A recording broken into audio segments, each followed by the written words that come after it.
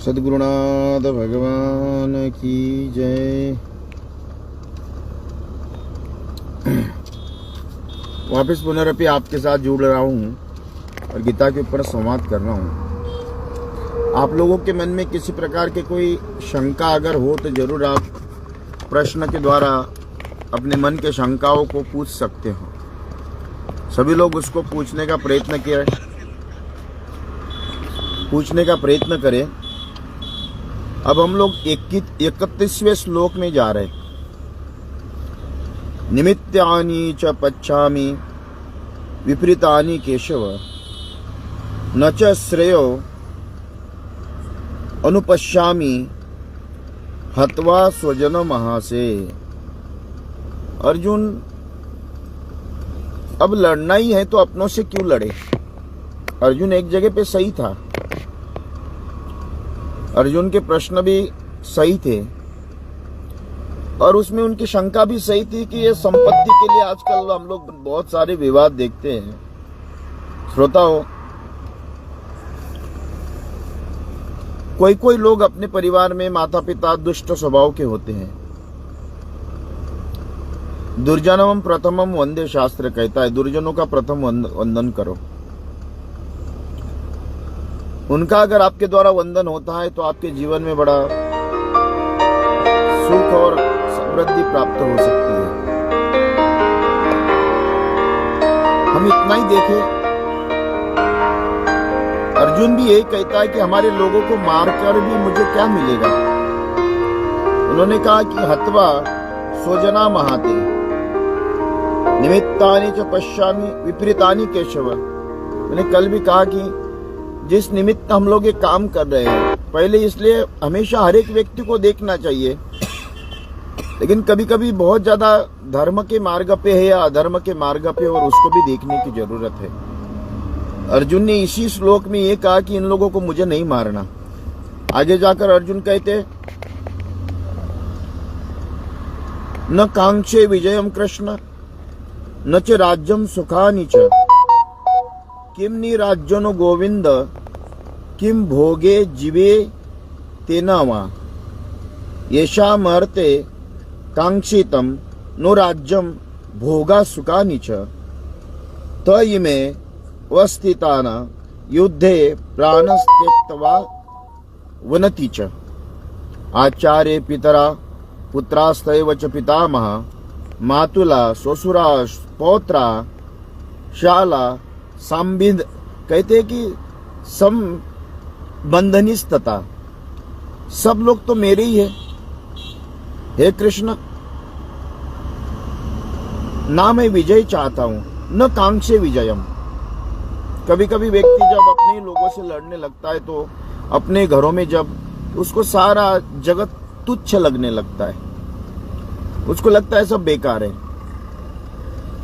अपने लोग जब धोखे देने लगते हैं, अपने लोग जब झूठ छल कपट करने लगते हैं, अपने लोग अपने से जब नाना प्रकार से, तब व्यक्ति अंदर से टूटने लगता है। क्योंकि दुनिया से ज्यादा अपेक्षा नहीं रखी जाती है, लेकिन अपने ही जब आपके साथ छल कपट करते हुए, तो अर्जुन की यही अवस्था हुई। तो अर्जुन क्या कहते हैं, ना कांक्षे विजयम कृष्ण, मुझे कृष्ण इस तरह की विजय नहीं चाहिए। न च राज्यम सुखानि च, मेरा मन ही ठीक नहीं है, मेरा जीवन भी ठीक नहीं है। ऐसा राज्य धन दौलत पद पैसा प्रतिष्ठा लेकर भी मैं क्या करूंगा। वो कहते हैं कि न च राज्यम सुखानि, उस राज्य में सुख क्या मिलेगा। दूसरों को मारकर, अपने वालों को दुख देकर, अपने वालों को नाना प्रकार के कष्ट देकर क्या सुख मिलेगा आपको लोगों को। तो अर्जुन इस जगह पे सही थे। किम नो राज्यत गोविंदम किम भोगेर जीवित। उन्होंने कहा कि भोगेर जीवितेन च, ऐसा राज्य प्राप्त करके भी उसका प्रयोजन क्या होगा। और हम हमारी पीढ़ियों के लिए इसमें यहाँ जितने भी भोग मिल रहे हैं या मिलेंगे विजय प्राप्त करने के बाद भी, ये हम लोग तो वनवास जीवन में रहने के बाद भी, अगर आपका मन चंगा तो कटौती में गंगा।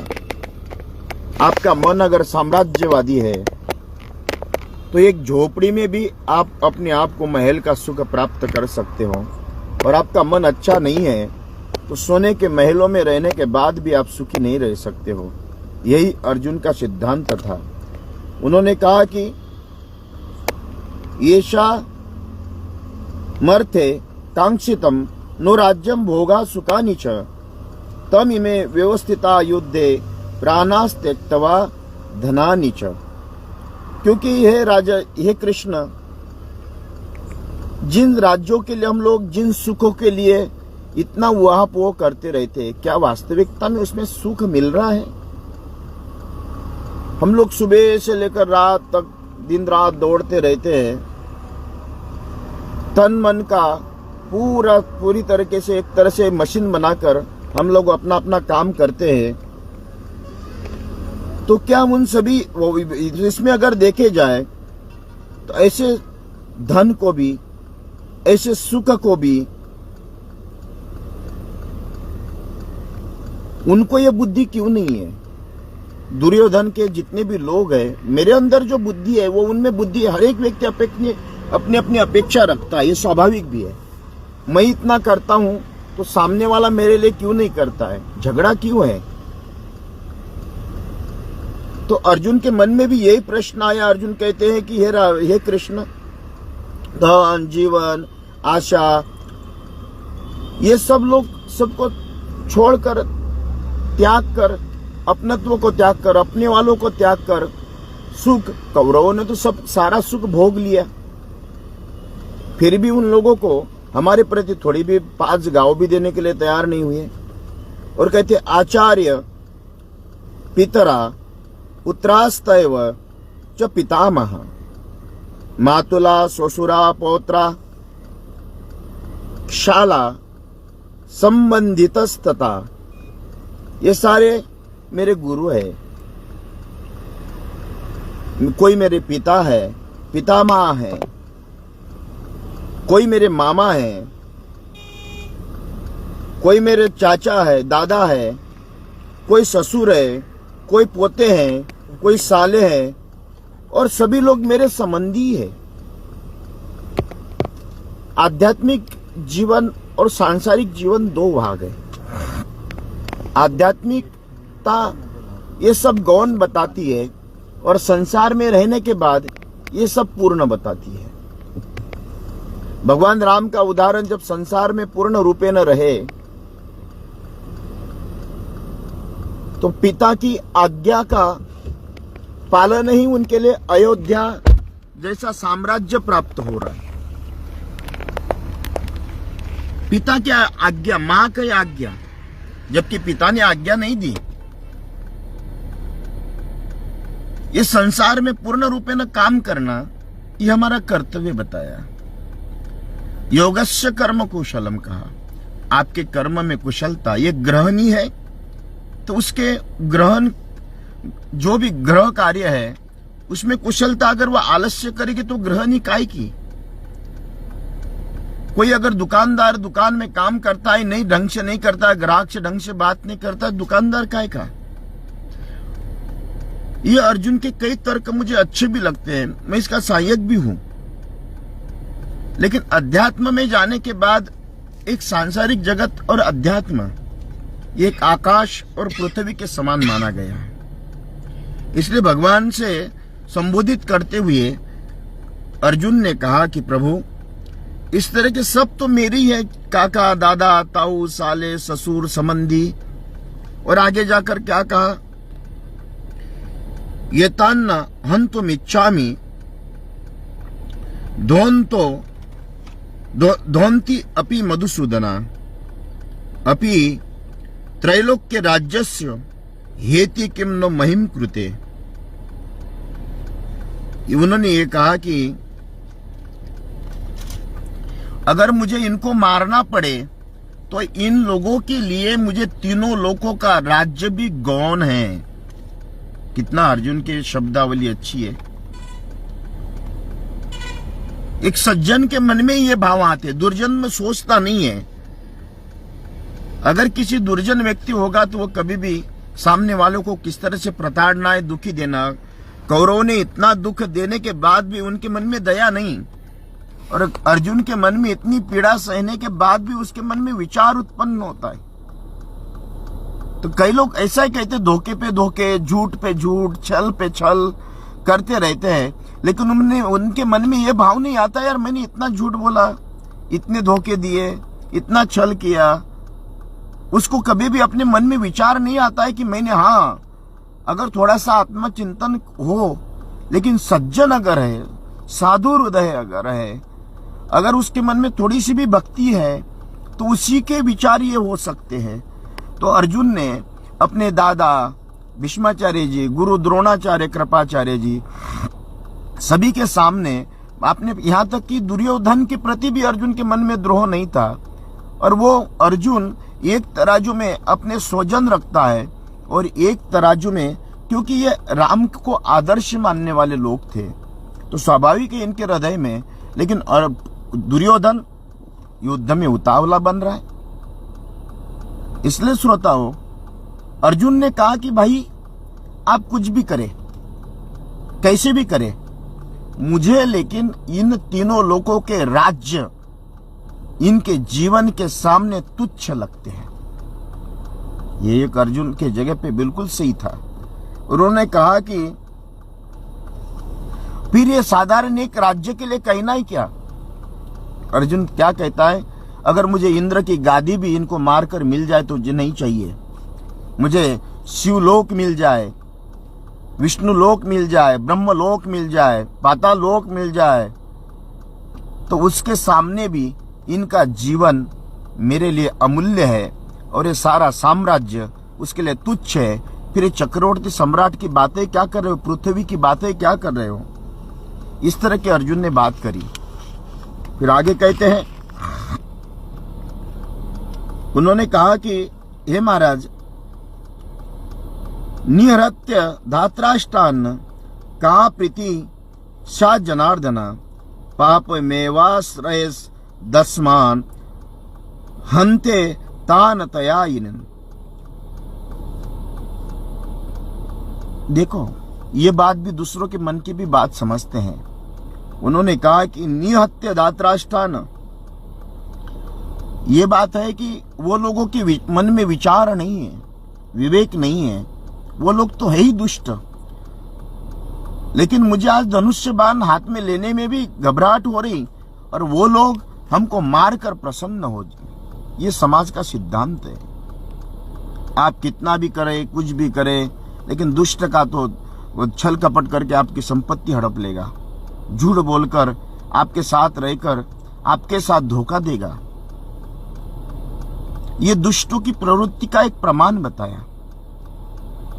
जो दुर्जन व्यक्ति होता है, स्वार्थी व्यक्ति होता है, उसको किसी भी प्रकार से कोई स्वार्थ, जिस तरह से सर्प दूसरों के मार कर भी खा लेता है, व्याघ्र दूसरों को मारकर खाने में भी प्रसन्नता व्यक्त करता है, इस तरह की वृत्तियां, जो हिंसक वृत्तियां होती है, उनके मन में किसी प्रकार की परेशानी या पश्चाताप नहीं आता है। अर्जुन ने ये कहा कि निहृत्य धात्राष्टान का प्रीति सा जनार्दन पाप मेवाश्रय। उन्होंने कहा कि हे महाराज, आतताई मार कर तो हमें पाप ही लगेगा। हमेशा हर एक व्यक्ति, मेरा हमेशा बात रहती है, सज्जन सज्जनता में ही मरता है।